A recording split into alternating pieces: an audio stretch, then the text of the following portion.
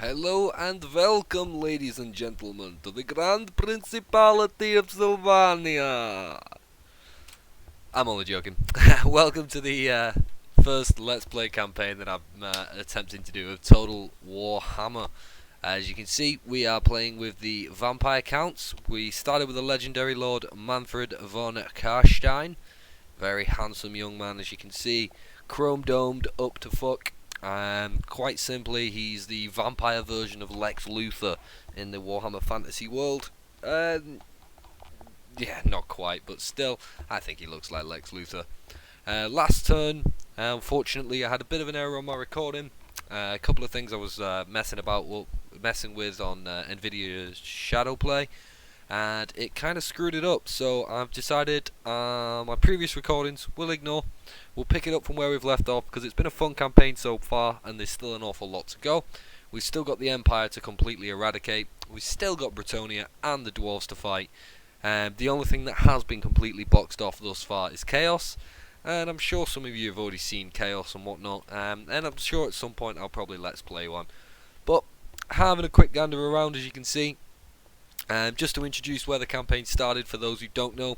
Originally we started off in Castle Drakenhof. We moved up, fought a little army on the side, went to Eschen. Kind of had a lot of skirmishes around Sylvania ways with Tempelhof. Eventually we managed to box them off. Unfortunately, Schwarzenschaffen, or rather Schwarzenschaffen, they lost very, very quickly in the campaign, which gave Averheim a chance to rise. I intercepted that, took over them very slowly but surely over a couple of live streams. For those of you who watched, thank you very much. Those of you who'd like to watch, feel free at any time. I will put a link in the description to my Twitch channel. If you want to follow this or that, then obviously you can do. In the meantime, what we are going to do is double check what Manfred's saying. Manfred's army is saying quite a lot, actually. Manfred's defense force, on the other hand, is saying sweet fuck all. What about Marienburg? Do you have a better standing army than Altdorf? You have no standing army. Okay, so it does look like it's going to be a case of burning a few turns at this point, which, apologies, I know it's not that interesting to watch just little chess pieces run around a battlefield. However, for the time being, that's just what's going to happen. As you can see, there's a big dwarven army there, led by Thorgrim Grudgebearer. I believe you have to say the R's and roll the R's in order to get away with doing it, otherwise he does crash your game.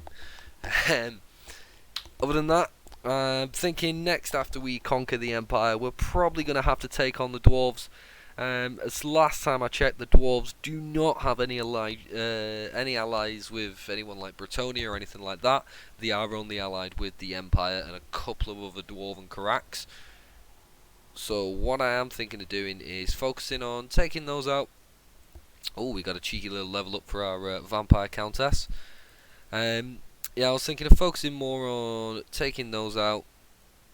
Let's make her more of a melee specialist. Why not? Yes, I'm thinking if I can get rid of those rather quickly, it's one less thing for us to worry about, so to speak. This is a very trivial battle. I don't really think it's worth. You know what? Fuck it. Let's do it. Do a very quick battle for you, just so that way you're getting to see a little bit of combat. It's a vampire count on a vampire count action. I know what you're thinking. No, it is not necrophilia. Let me just move a little over to the side. Any background noise you are hearing is me just simply opening my window, as there is an actual heat wave that has hit Moorside. For those who don't know where that is, thank God. For those who do, you know it's a blessing.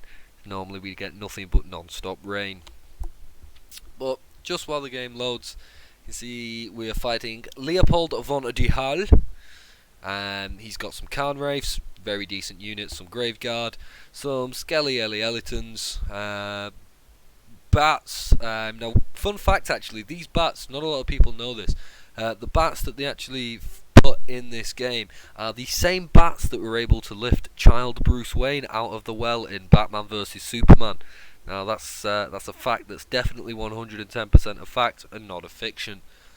We can also see he does look like he's got Vargulfs, Vargheists, I think they are now, actually thinking about it. Either way, they're effectively Batmans.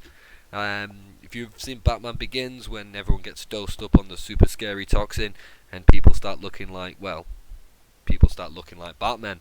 Well, this is the end result if you take too much of that fear toxin and you don't shower. They are quite a unique unit, to be fair, though, and I'm also fielding some myself, so I'm going to gamble that 14 Winds of Magic, and we are going to have bad luck. Wow. Halved it, you savage bastard. Yeah, so the way this game works is basically, it's a standard Total War game with different units in it.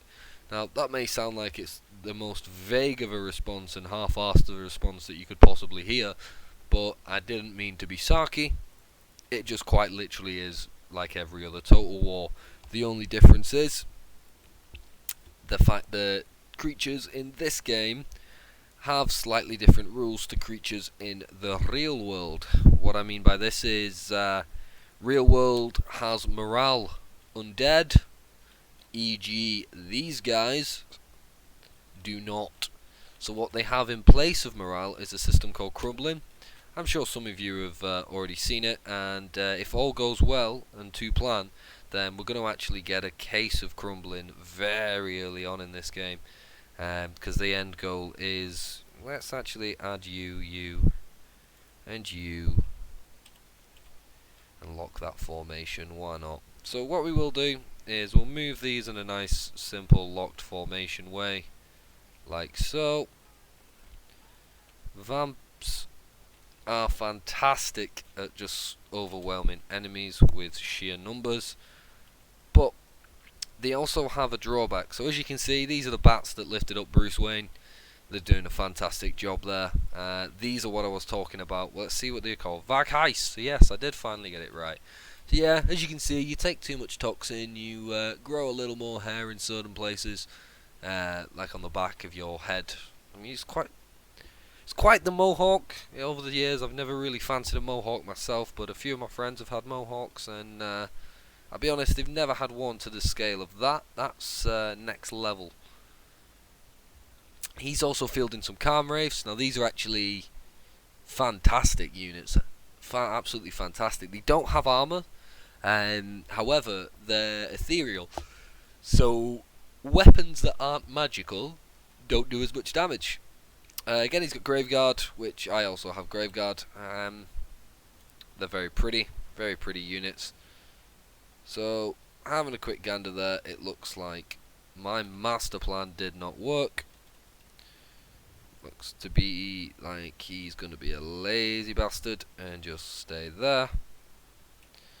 My cav, I will form up on the flank.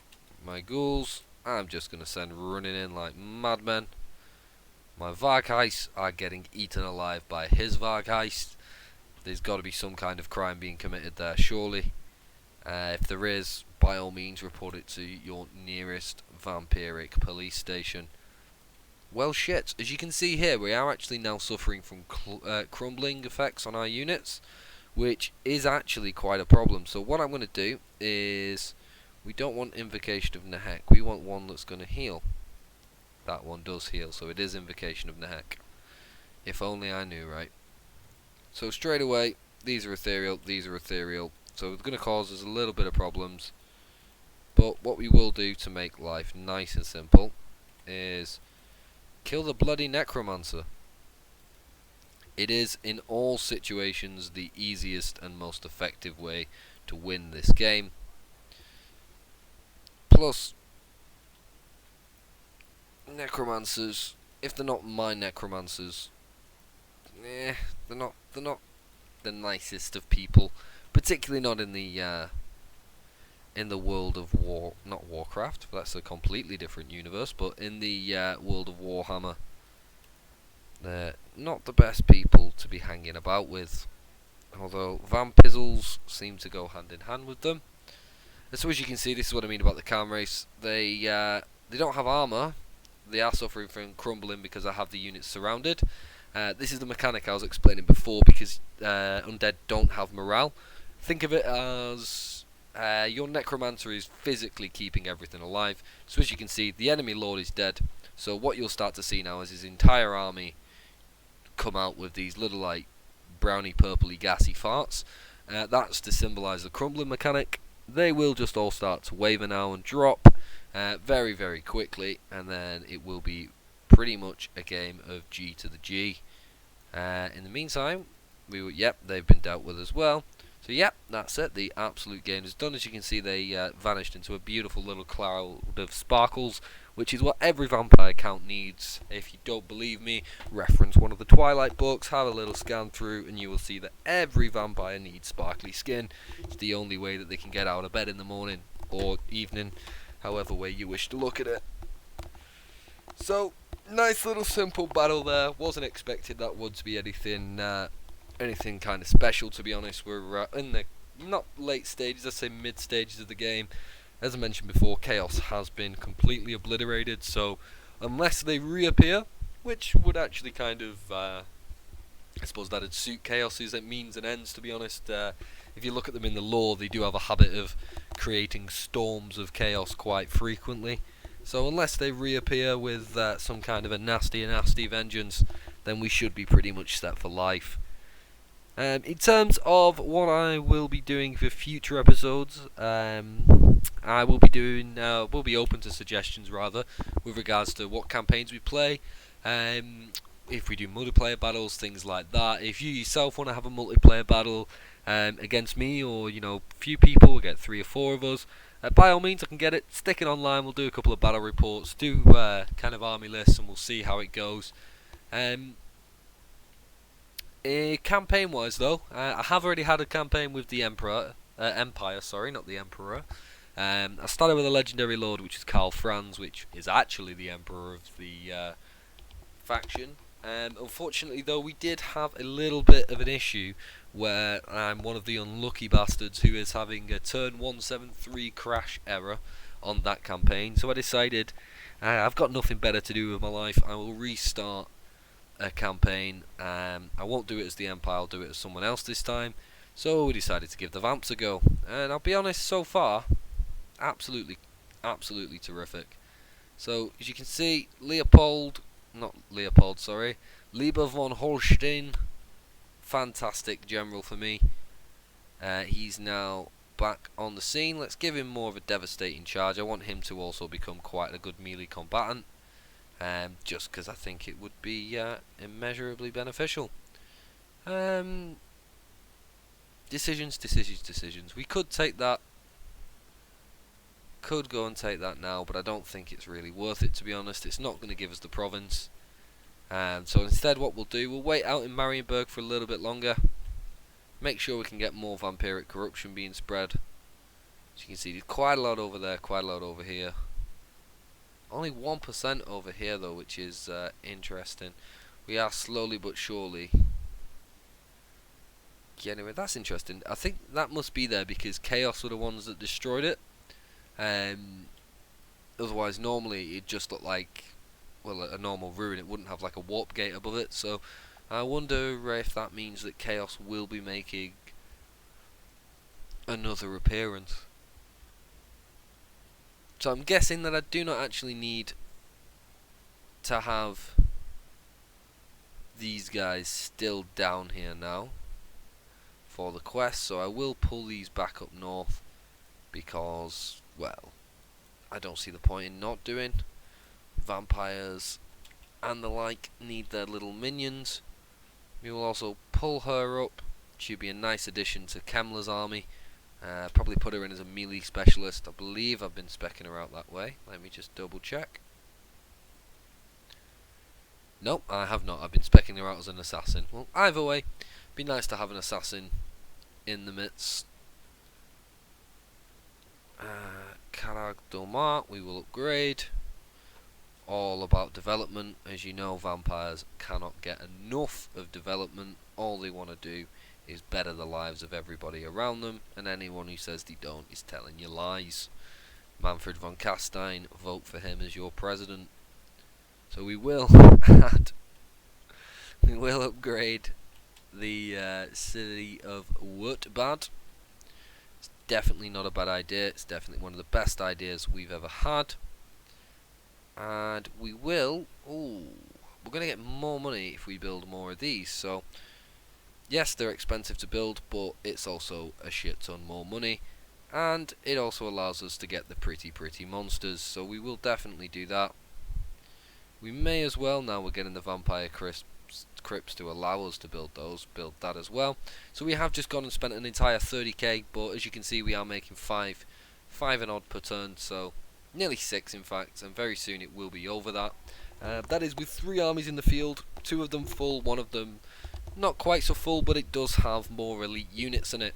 Kemmler's army, which is holding to the south, is actually at the moment stocked with Graveguard, 4 Bigots Corps, then 2 units of Blood Knights on the ground, and then I think it's 1 unit of Blood Knight Cavalry. Hopefully I will soon upgrade that, maybe put in some Hex Wraiths.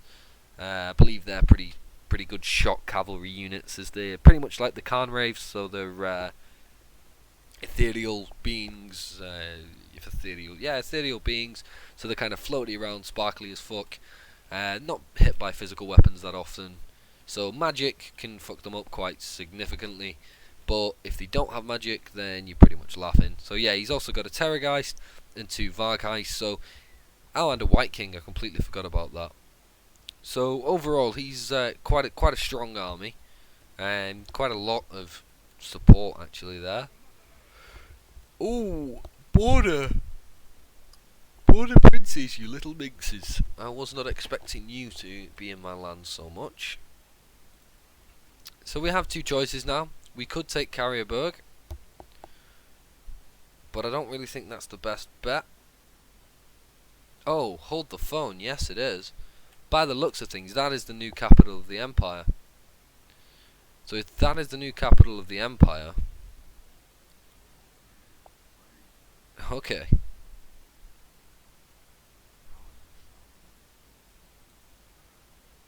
Okay, so it's telling me this is going to be a very easy battle, but this looks like it may be one of the final fights of the empire. So we will play this one out to succession, just because it seems a bit mean to not do.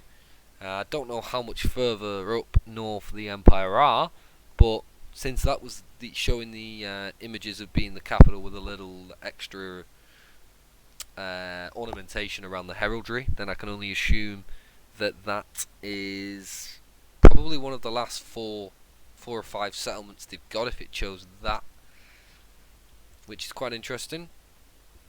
It means that we have a very good chance of wiping them out in a few turns. What I will need to do after that is, as I mentioned previously, either box off against the dwarves, like go to war with the dwarves, start taking down the territories they've got in the mountains, which would have a knock-on effect and allow the greenskins to start to thrive more, or I can go the other way, conquer Britonia, conquer the mountain tribes and dwarves and whatnot that's around those parts, so we've got a massive power base, and then start to push down against the dwarves.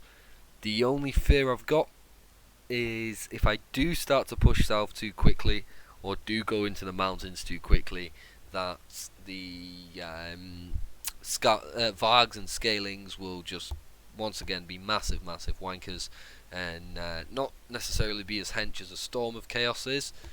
You know, when you've got like Archeon and all this, that and the other that comes after you. But perhaps they would... There we go, that was a successful gamble, that's what we needed.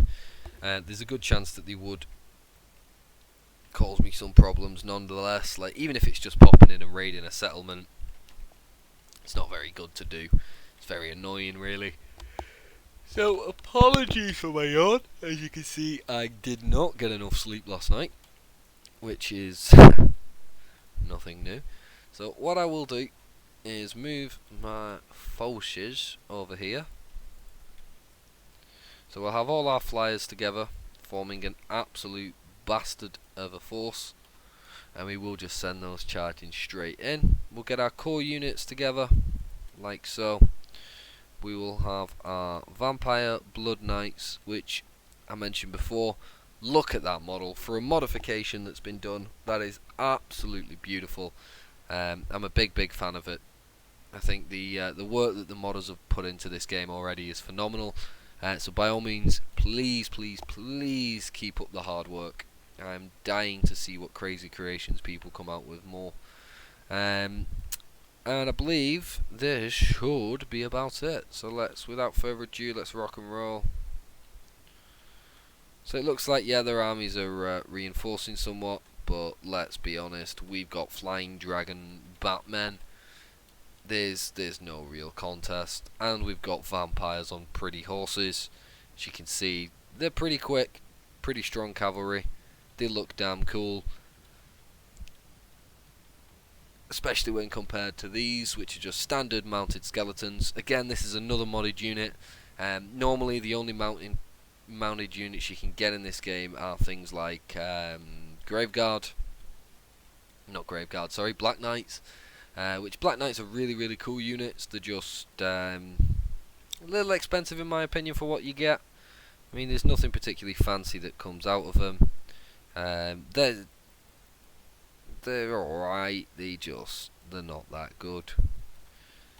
I personally think there's much better things you could be spending your dark magic on. So we're just gonna send these bastards in. Now, halberdiers are countering to large. It's like, think of it as rock, paper, scissors. The large units are the rock, the halberds, things like that, probably would be the scissors. Paper, infantry. No, other way around. Paper, halberdiers, scissors, infantry. So what I will do, get rid of those mortars, and then we will bring those around afterwards. So you can see my Vargheists are getting pretty much battered by those halberds. My Terrorgeists are just, quite frankly, not giving a fuck. We will put the Fate of Bajorna on these knights. Get rid of that charge bonus. Because as you can see, my units are now appearing. So we will just completely envelop the enemy. Think of it as we're giving them some really cute cuddly hugs, and then forget that we're giving them hugs because we are actually eating them alive. Go for some more magic there in the form of a Wind of Death because it looks absolutely ace. As you can see, absolutely ace. So it does look like the Empire's bringing in some reinforcements. Shouldn't be a problem though, to be honest. Shouldn't be a problem. Our units at the back here have absolutely shredded as we expected to. So bye bye mortar teams. We'll now send our vampire cavalry in the rear to charge. So we'll take a little bit of damage for the time being, but it's nothing that can't be dealt with basically. We'll pop buffs for Manfred.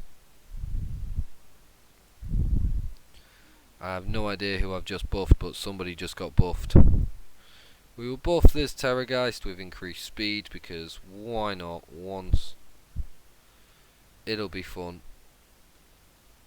So Empire Knights again, I am gonna put on the Fate of, I think it's called Fate of Bajorna. Bajorna. I put it on the wrong thing, didn't I? Silly me. I thought they were the Empire Knights. Turns out I've casted the spell on nothing but shitty swordsmen. Bit of a problem, I'll be honest. Bit of a problem. Not the end of the world though. So we will use Arcane Conduit on this guy, and the battle is actually over. So we will just end it there. It is a siege battle, so it's not like they're going to get the units back anyway. I think maybe Volga von Klodburg, maybe his forces. Oh no, they were the defending forces. Never mind. I think Leonard Solomon. Maybe he'll still have units left, but I mean overall I'm quite happy with that battle. Deployed 998, lost 15, can't really argue with that. I think it was just Vargheist that we lost. Yeah, Vargheist, easy to get back. You can see in terms of the bottom stat line there, you can tell who's done the work for me. Graveguard were alright, I didn't really get them that involved, but the Knights again, decimating.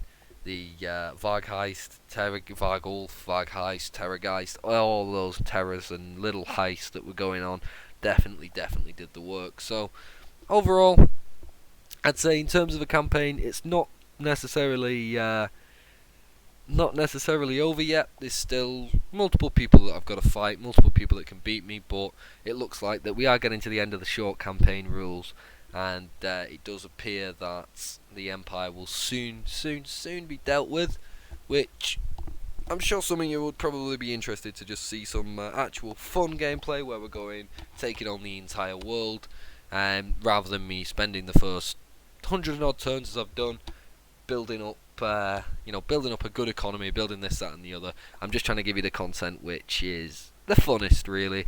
So it looks like my computer will finally have loaded this in a second. Feel free to comment below if you want me to cut the loading screens out, or if you want me to do as I'm doing now and natter my little self over it. But I think a decisive victory, 2 decisive victories in this battle so far. Looks like we are going to occupy this pretty place. Yep, I'm stealing your £3,000, mate, and I'm stealing your settlement. That weapon isn't telling me anything else that it does. Damage by magic and fire, that's pretty cool. Strong versus multiple units. Okay, that's pretty cool. I like that a lot. I will most likely attach that to one of my units. And what a perfect time to end this end this Let's Play. We have finally got Manfred von Carstein, his zombie dragon, which means in the next campaign, if you choose to tune in, ladies and gentlemen, in the next episode we will start to see Manfred von Carstein doing some savage things with his absolutely wicked character. So we'll go for a cheeky assassination actually before we end this. See what we can do. So will she assassinate? Probably not. Yep, I guessed it. So without that, it was an absolute failure. Hopefully this episode has not been. But feel free, like I said, to comment down below if there's any kind of additions you want to see, anything you want me to do, or just genuinely what you think of it. Feel free to get a chat going. Other than that, if you've enjoyed the video, hit that like button. If you want to see me when I'm live streaming or follow me on there, I'll put a link in the description. And finally, I just want to thank you for your time, and if you're enjoying it, feel free to sub.